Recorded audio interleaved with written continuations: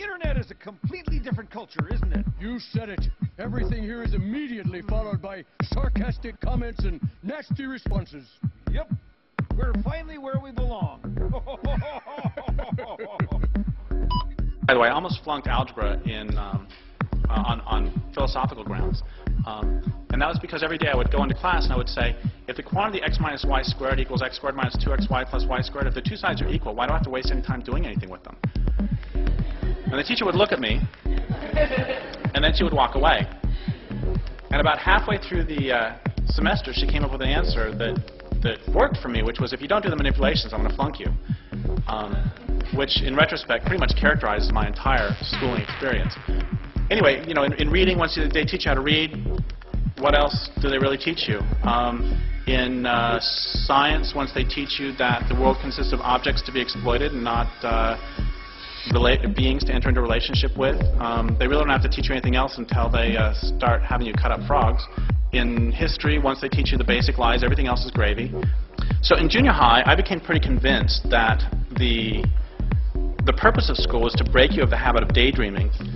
But I realized that the real purpose of school, the reason that school takes so long, is that children don't give up their wills easily. And it takes that long to sufficiently break their will to prepare them for lives of painful employment. And less time wouldn't do it. In fact, those are especially slow to go to college. And for the exceedingly obstinate child, there's graduate school. I'm not bashing education, which is a wonderful word. Education comes from the Latin root educere, which means to lead forth or draw out. And it was originally a Greek midwife's term, meaning to be present at the birth of. And I love that. And I would contrast that with the root seducere, which is the root of seduction, which means to lead astray. But I've always thought that the departments of education should be called the departments of seduction, because that's what they do, is they lead us astray. They lead us away from ourselves. Of course, calling that would lead to all sorts of other problems we probably don't want to get into. Or the Department of Education should be called the Department of Inculcation, which comes from the root inculcare, which means to stamp in with a heel. And I also need to be really clear that I'm not saying by all of this that Mrs. Williams, my first grade teacher, was trying to murder the creative spark of all of her tiny charges. Frankly, she left that for Mrs. Heffley in 5th grade. The problem is deeper and more transparent. It's part of the processes themselves. I've heard it said that unquestioned assumptions are the real authorities of any culture. And a fundamental rule of propaganda is to slide your premises by people. If you can slide your premises by, you've got them. So, for example, some talking head says, how can we make the economy grow? Okay, assumption 1, we want the economy to grow. Assumption 2, we want the economy to exist. Assumption 3, who the hell's we? Anyway, back to school. Grades. What are grades? Grades are an explicit acknowledgement that what you're doing is not sufficiently rewarding for you to do it on your own.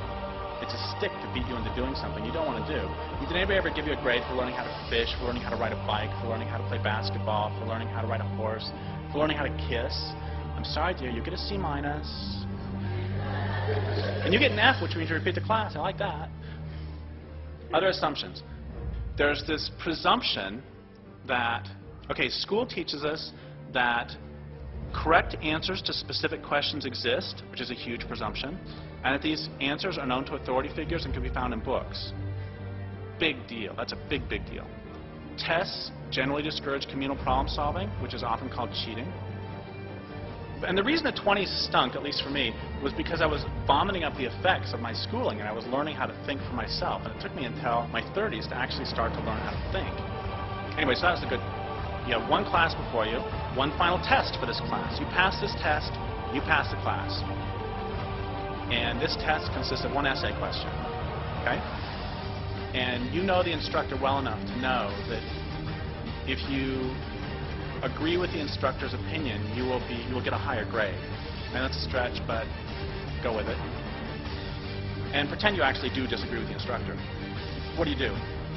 Write the best MSA the school's ever seen and then come back next year? Or do you join with millions of students who understand that C stands for credit and bullshit your way through? What's the real lesson that's just been taught there? Suck up to authority. To give yourself away to authority. Which is probably one of the most important lessons you can learn. I mean, it's certainly going to serve one well through their educational life and through their vocational life. One of the smartest things the Nazis did was they made it so that at every step of the way, it was in the Jews' rational best interest to not resist. Would you rather get an ID card, or would you rather resist and possibly get killed? Do you want to move to a ghetto, or do you want to resist and possibly get killed?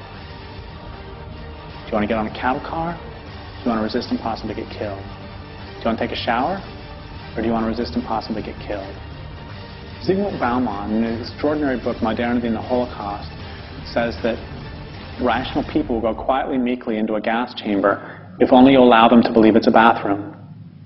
And likewise, rational people go quietly, meekly to the end of the world if only you allow them to believe that compact fluorescents are going to save the day.